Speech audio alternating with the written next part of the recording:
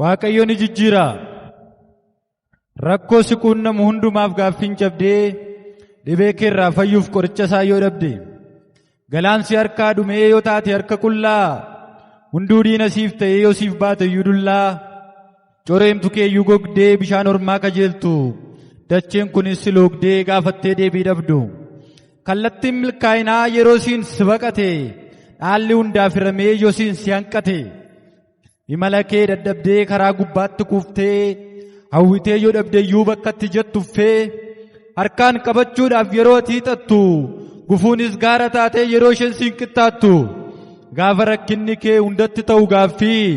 barbaaddee yoo dhabde iyyuu madda aara galfii,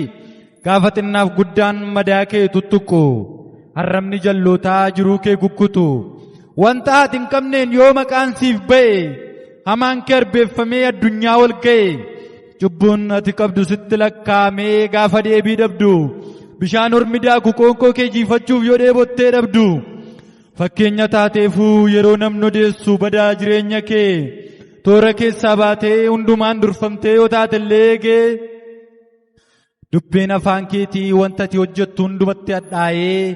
sanyiin ati facaafte utuu hin biqilin kan ormaa firiinsaa soorataaf yoo ga'e, rakkoo keef jibbamtee firaan alagoomtee baqattee diinatti, fedhii kee himattee furmaata isaa dhabdee yoo qaanofte ofitti, sobduun fira horattee maddii dhungatamtee kee dhugaan dhokatee hundaan alagoomtee, kuma gidduu teessee yaaddoon fira taatee qofaan si weeraru, yeroo qee jallootaa korminariin dhalchee hunduu quufee geeraru, bara hunduu olii galee sobaan dhugaadha jedhee iyyee qawwee dhukaasu, yeroo dhugaan solbatee dharrimmoo dhagaa kaasee sobee madaala kaasu,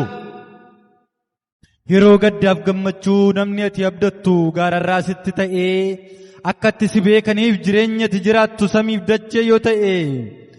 gaafa rakkoon si muddu hunduu harka dachaafatee sii du'a iyyaafatu, jallootaaf barri tolee gombisaan isaanii guutee hunduu quufee deeffatu, hammam beektu wallaaltus xumurri tattaaffiin kee bu'aan isaa ta'u kufuu,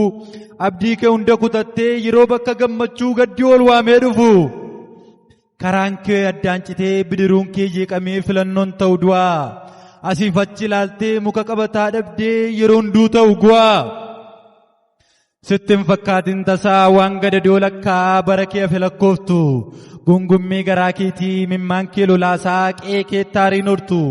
biiftuun qajeelummaa kee gaafa isheen ba'aa deemtu kan jallootaa ni lixa, dukkana isa si marsee ilma Waaqayyoo dhufee ifa isaa baatee lixa, boojuun kee ni saamame gaafa bookkisaa galu ajajnitti ba'ee, hunduu safuusiin jedha gaabbiin dhiyoof nyaachaa bakka jiru ol ka'ee, galaana isa siraasee irra deemaa siif dhufa Yesuustu gara kee, isa bu'aa facaafte kokkolfaa sassaabbattaati immoo dabaree kee, biiftuun jallootaa lixee kallattiin harkaa badee yeroo isaan ta'an tabuu, gammachuudhaaf ilillee aarsaan ni foolii qabu qeeqeetti wal qabu, harka fuudhaa kee dhufu buddeen taajjabbii nyaachaa warri mortuuf goomattu, gaarummaan ni siif godhe maddiirra harka keessisee diina kee godha raatu, ofirra dabartee iyyuu ormaaf eebba si godha siif guuta borirruun kee, imimmaan kee haqamee galataaf faarfannaadhaan ni guutama qe'een kee, seenaa ta'e odeeffama rakkoof gadadoon har'aa irraanfattee gadda kee, eebba waaqaa lakkooftaa harka kee butee baasanii ifa dukkanni kee, halkan boo'ichaa darbee guyyaan Waaqayyoo ga'ee aduun lixne siif ba'a, waaqa daangaatti godha boquu buusteen jiraattu barri yaaddoo keengaa,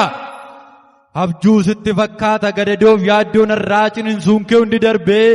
jabina kan kee miti waaqa bakka kee bu'ee dhimma keetti siif darbee, barbaaddee hin argitu beellamtee bilbiltee iyyuu rakkoon kee ni dhidhima, gadda kee gammachuutti dukkana kee ifatti Waaqayyo ni jijjiira.